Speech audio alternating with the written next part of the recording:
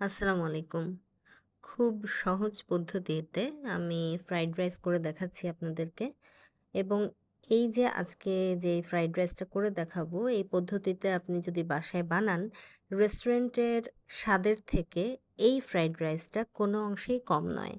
তো ১ম এই দেখেছেন যে আমি চালটাকে ভেজে নিয়েছি, পোলাওয়ের চালটা ভেজে নিয়ে পানি দিয়ে দিয়েছি এবং এখানে যতটুকু পরিমাণ চাল তার দ্বিগুণ পরিমাণ পানি দিতে হবে এবং পানি দেওয়ার পরপরই দেখলেন যে আমি গাজর দিয়ে দিলাম এবং আপনি যেই সবজি ফ্রাইড রাইসের মধ্যে খেতে চান সেটাই আপনি দিতে পারেন। আমি গাজর আর বরবটি দিয়েছিলাম।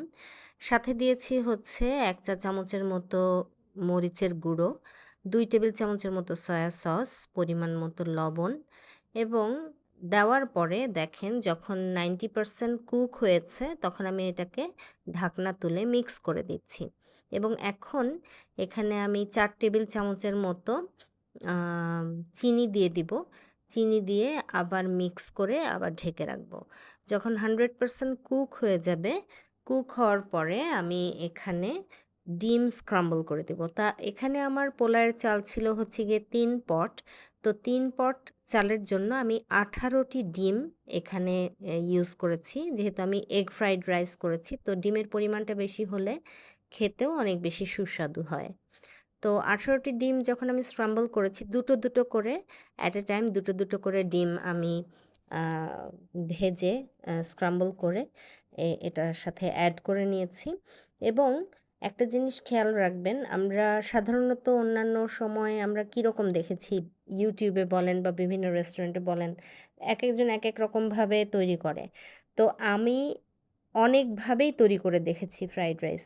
তো এইভাবে যে আমি তৈরি করেছি এটা আমার কাছে সবথেকে সহজ পদ্ধতি মনে হয়েছে এবং মানে স্বাদে কোনো অংশই কম নয়। মানে একটুও বোঝা যায়নি যে আমি ভেজিটেবলগুলো আলাদা করে ফ্রাইড করেছি কিনা বা ভেজিটেবলগুলো আলাদা করে সিদ্ধ করে নিয়েছি কিনা, আলাদাভাবে পোলাওয়ের ভাতটা রান্না করে নিয়েছি কিনা, কিছুই না।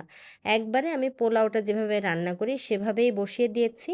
পোলাওয়ের চাল ভেজে পানি দেওয়ার পরপরই সবজিগুলো দিয়ে দিয়েছি। মানে গাজর আর বরবটি দিয়ে দিয়েছি। কেউ চাইলে স্প্রিং অনিয়ন দিতে পারেন, আপনাদের ইচ্ছা। কেউ চাইলে ক্যাপসিকাম দিতে পারেন, যার যেটা ভালো লাগে।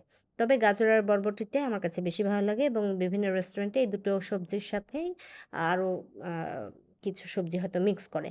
তো এই হচ্ছে গিয়ে আমার আজকের সবথেকে সহজ পদ্ধতিতে ফ্রাইড রাইস রান্না। আপনারা বাসায় ট্রাই করে দেখবেন এবং আমি আপনাদেরকে গ্যারান্টি দিয়ে বলতে পারি আপনারা কিন্তু আশাহত হবেন না। খুব মজা লাগবে আপনাদের কাছে এটা এবং রেস্টুরেন্টের চেয়ে কোনো অংশেই এর স্বাদের কমতি হবে না। এটা আমি আপনাদেরকে গ্যারান্টি দিতে পারি। তো সবাই ভালো থাকবেন, সুস্থ থাকবেন। এতক্ষণ আমার ভিডিওটি দেখার জন্য আপনাদেরকে অসংখ্য ধন্যবাদ।